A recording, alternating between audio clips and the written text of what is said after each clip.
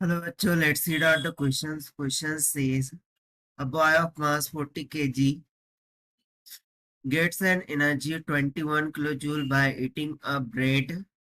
If efficiency is 28%, then the height that can be climbed by him using this energy is. So यहाँ पर हमसे बोला जा रहा है कि एक बॉय है, उसका मास 40 kg के बराबर है। जब वो ब्रेड खाता है तो 21 किलो जूल की एनर्जी उसको मिलती है विद द एफिशिएंसी ऑफ 28%। सो हमें बताना है कि वो हाइट क्या होंगी जबकि वो क्लाइंब कर जाए बाय यूजिंग दिस एनर्जी। चलिए स्टार्ट करते हैं सोल्यूशन से। But before of its let's talk about the key concept which we are going to use here for this question.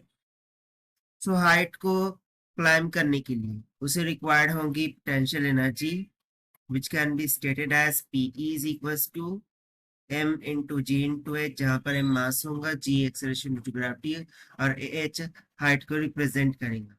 So as per the question efficiency हमें दे रखा है 28%, mass of the boy दे रखा है 40 kg और जो energy है that is energy of one bread वह हमें दे रखा है 21 किलो जूल्स के बराबर।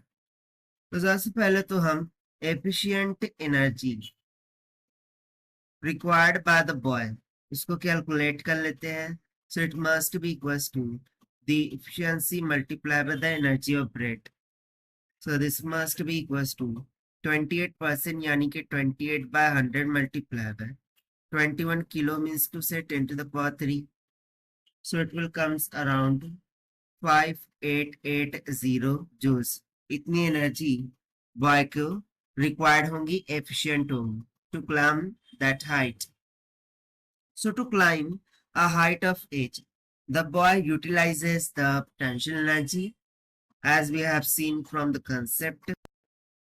So that potential energy must be equals to m into g into h.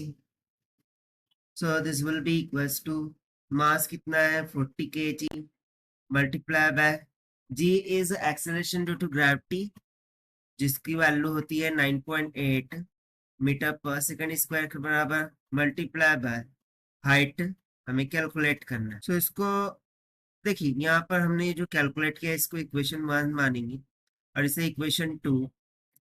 So equation 1 और इक्वेशन 2 को इक्वेट करने पर will get that 5880 joules. This will be equals to 40 multiply by 9.8 multiply by h. So from here, h will be equals to 5880 divided by 40 into 9.8. So इसको जब हम divide करेंगे so height will comes out equals to exactly 15 meters. और ये हो जाएगा हमारा required answer to this question as per the given option. Option B is correct. So this is the required solution. I hope you understand well. Best of luck. Thank you.